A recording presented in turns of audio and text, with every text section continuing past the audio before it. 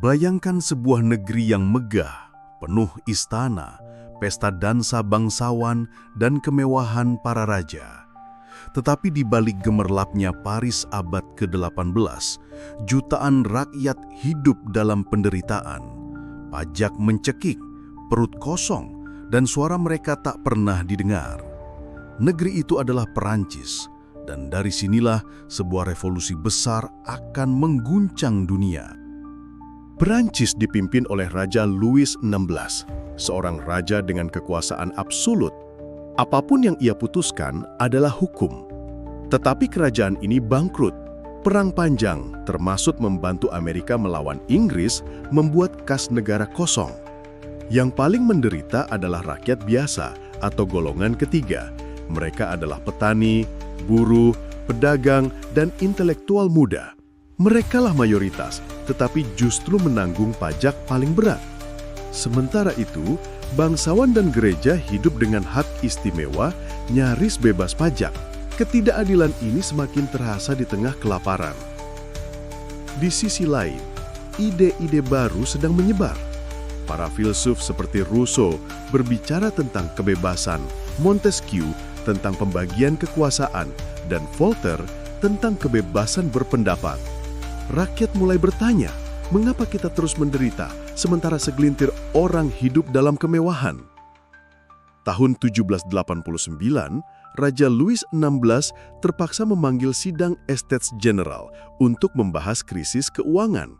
3 golongan hadir, gereja, bangsawan, dan rakyat. Namun, golongan ketiga merasa selalu dikalahkan dalam voting. Mereka pun mengambil langkah berani, membentuk Majelis Nasional. Dalam sebuah lapangan tenis, mereka bersumpah tidak akan bubar sebelum Prancis memiliki konstitusi baru. Ini dikenal sebagai Sumpah Lapangan Tenis. Ketegangan semakin memuncak, dan puncaknya 14 Juli 1789, ribuan rakyat menyerbu penjara Bastille, simbol kekuasaan absolut raja. Bastille runtuh, dan dunia tahu revolusi Perancis telah dimulai. Setelah Bastille jatuh, gelombang perubahan meluas. Bangsawan mulai ketakutan, banyak yang melarikan diri. Majelis Nasional menghapus hak-hak istimewa feodal. Lalu pada Agustus 1789, lahirlah sebuah dokumen bersejarah, Deklarasi Hak Asasi Manusia dan Warga Negara. Dokumen ini menegaskan bahwa semua orang lahir merdeka dan setara. Namun perubahan ini membuat posisi Raja Louis XVI semakin lemah.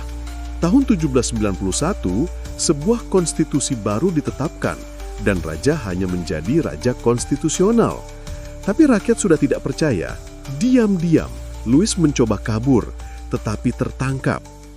Kepercayaan rakyat pun runtuh. Tahun 1792, rakyat menyerbu Istana Tuileries di Paris. Raja dan keluarganya ditangkap. Tak lama kemudian, Republik Prancis dideklarasikan.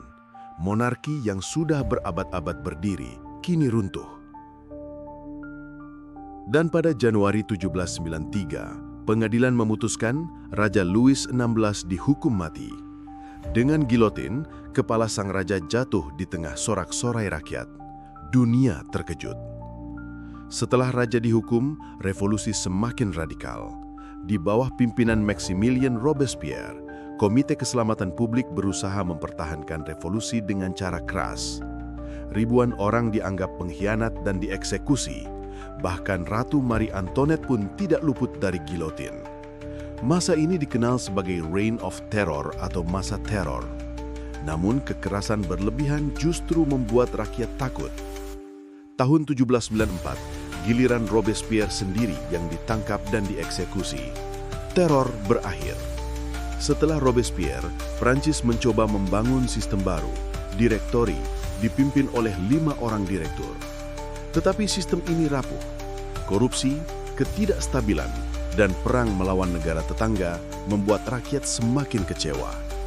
Prancis membutuhkan pemimpin yang kuat. Di tengah kekacauan, seorang jenderal muda bersinar, Napoleon Bonaparte. Kemenangan militernya membuat ia populer. Tahun 1799, Napoleon melakukan kudeta. Direktori dibubarkan. Ia mendirikan konsulat dan kelak akan memproklamasikan dirinya sebagai Kaisar Prancis. Dengan itu, Revolusi Prancis berakhir dan era baru dimulai. Revolusi Prancis meninggalkan jejak besar. Sistem feodal runtuh, hak-hak istimewa bangsawan hilang, dan yang lebih penting, lahir gagasan tentang kebebasan, persamaan, dan persaudaraan.